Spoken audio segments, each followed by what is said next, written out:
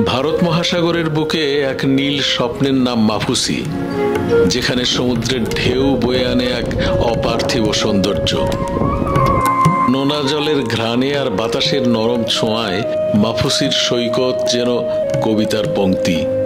সাদা বালুকা বেলা আর স্বচ্ছ ফিরোজা জল, ঢেউ এসে দোলা দেয় পায়ের পাতায়, তীরের গাছেরা গেয়ে যায় সমুদ্রের গান।